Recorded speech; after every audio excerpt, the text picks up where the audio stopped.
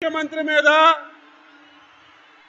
ఈ ప్రభుత్వం మీద ఎంత వ్యతిరేకత ఉందో మనందరికీ తెలుసు.